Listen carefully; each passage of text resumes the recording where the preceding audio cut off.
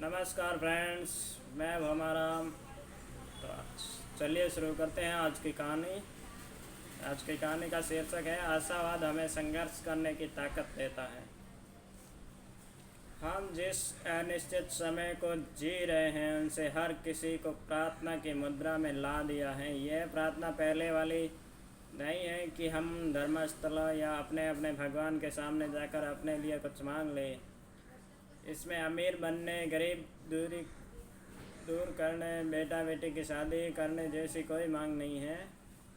इस समय हम एक दूसरे की प्राण रक्षा के लिए प्रार्थना कर रहे हैं। जो बच नहीं पा रहे हैं उन्हें प्रार्थना रद्द होकर विदाई दे रहे हैं कि उनके आत्मा को शांति मिले। सोशल मीडिया इसके प्रमाण हैं। ऐसा पहली बार है कि आप प्रार्थना में इतने हाथ जोड़े हुए हैं।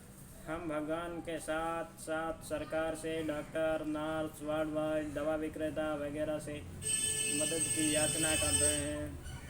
काला बाजारियों से भी आग्रह कर रहे हैं कि वह अपने अमानवीय कृत्यों से मनुष्यता को शर्मसार न कर संकटग्रस्त जीवन को बचाने में लगें। यह मामूली नहीं है कि इस समय कौन कम काम आएगा, लेकिन उम्मीद का सिरा हर किसी के साथ जुड़ा है। यह कुछ वैसा ही दृश्य है जब पूजा के समय 33 करोड़ देवी देवता का आह्वान किया जाता है। इसका सीधा मतलब है कि कोई तो सुनेगा। रोज़ रोज़ के दृश्यों को देखने के बाद कोई नहीं कह सकता कि इस पल के बाद अगले पल में क्या हो जाएगा। हम तो बस आप धैर्य रखिए, मनोबल बनाए रखिए, भगवान पर विश्वास रखिए। आपको ठीक होने के लिए हम भी भगवान से प्रार्थना कर रहे हैं कि अलावा और कुछ कह पाने की स्थिति में नहीं है। शायद कभी ऐसा ही क्षण में हारे को हरिनाम का मुहारा निकला होगा। दरअसल यह प्रार्थना और कुछ नहीं, हमारा आशावाद है जो संघर्ष करने की ताकत देता है, निराशा और पराजय के डर से भी दूर हो ले जाता है। आधुनिकता के साथ प्रार्थना का ऐसा तालमेल शायद ही कभी दिखाई दिया हो। समय के संकेत को समझें तो इस तरह का साझापन एक अच्छा संकेत है, लेकिन यह भी सवाल खड़े हो रहे हैं कि क्या प्रार्थना हमें मानवीय होने का पाठ पढ़ा रही है?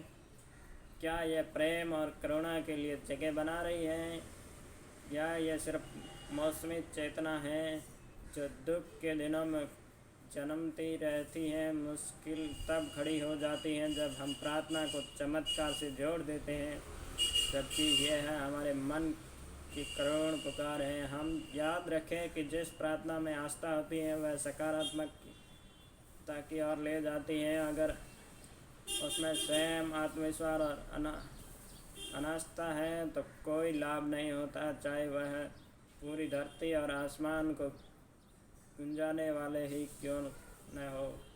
प्रार्थना से हमारे मन, विचार और आत्मा को शक्ति मिलती है। निराशाजनक मन स्थिति को, स्वयं परेशानियाँ, चिंताओं के डर को पहचानने के साथ ही उससे बाहर निकलने में मदद मिलती है।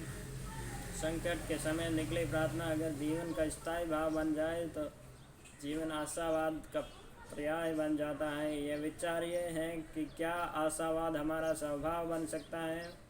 कुछ लोग स्वाभाविक रूप से आशावादी होते हैं, लेकिन हम आशावाद को सीख भी दे सकते हैं। इसका सबसे अच्छा तरीका है कि हम अपने काम और जीवन में उद्देश्य को तलाशें। जब हमारे काम से उद्देश्य जुड़ा होता है या हम किसी उद्देश्य के साथ जीते हैं तो हम खुद से ज़्यादा सकारात्मकता महसूस करते हैं।